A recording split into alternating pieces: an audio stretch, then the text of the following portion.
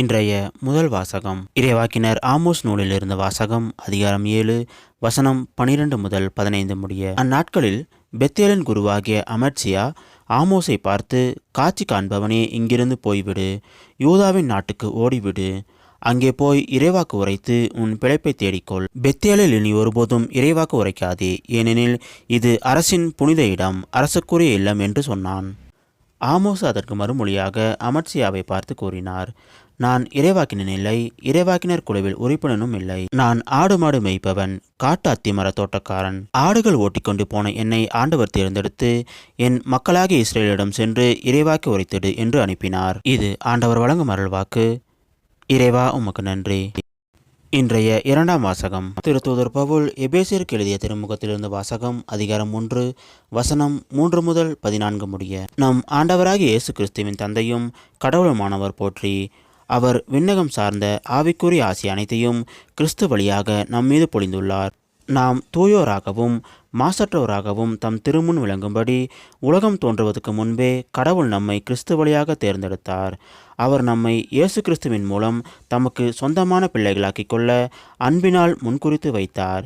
இதுவே அவரது விருப்பம், இதுவே அவரது திருவுளம். இவ்வாறு தம் அன்பார்ந்த மகன் வழியாக நம்மீது ஒப்புவரற்ற அருளை பொழிந்து அருளியதால் அவரது புகழை பாடுகிறோம். கிறிஸ்து இரத்தம் சிந்தி தம் அருள் வளத்திற்கு ஏற்ப நமக்கு மீட்பு அளித்துள்ளார்.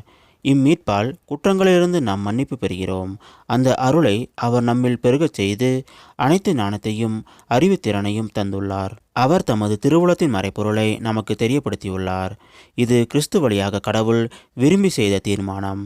கால நிறைவில் விண்ணில் உள்ளவை மண்ணில் உள்ளவை அனைத்துமே கிறிஸ்துவின் தலைமையில் ஒன்று சேர்க்க வேண்டும் என்ற திட்டமே அம்மறைப்பொருள். கடவுள் தமது திருவுளத்தின் திட்டத்தின்படி அனைத்தையுமே செயல்படுத்தி வருகிறார்.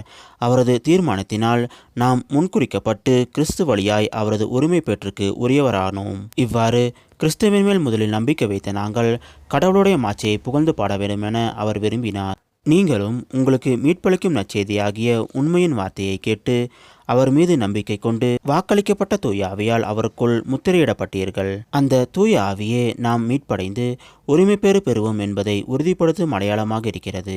இவ்வாறு கடவுளது மாட்சியின் புகழ் விளங்கும். இது ஆண்டவர் வழங்கும் அருள்வாக்கு. இறைவா, உமக்கு நன்றி.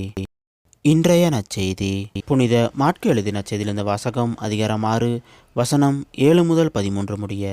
அக்காலத்தில் இயேசு தம் சீடர்கள் 12 தம்மிடம் வரவழைத்து அவர்களை இருவராக அனுப்பத் தொடங்கினார். அவர்களுக்கு தீய ஆவிகள் மீது அதிகாரமும் அளித்தார். மேலும் பயணத்துக்கு கைத்தடி தவிர உணவு, பை, இடைக்கச்சையில் செப்பு காசு முதலிய வேறு எதையும் நீங்கள் எடுத்துக்கொண்டு போக வேண்டாம்.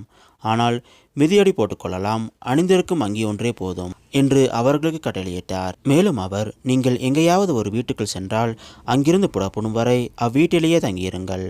உங்களை எந்த ஊராவது ஏற்றுக்கொள்ளாமலோ உங்களுக்கு செவிசாய்க்காமலோ போனால் அங்கிருந்து வெளியேறும் பொழுது உங்கள் கால்களில் படிந்துள்ள தூசியை உதறிவிடுங்கள். இதுவே அவர்களுக்கு எதிரான சான்றாகும் என்று அவர்களுக்கு கூறினார். அப்படியே அவர்கள் புறப்பட்டு சென்று மக்கள் மனமாற வேண்டும் என்று பறைசாற்றினார்கள். பல பேய்களை ஓட்டினார்கள். உடல் நலமற்றோர் பலரை எண்ணெய் பூசி குணப்படுத்தினார்கள். இது கிறிஸ்து வழங்கும் நற்செய்தி. கிறிஸ்துவே, உமக்கு புகழ்.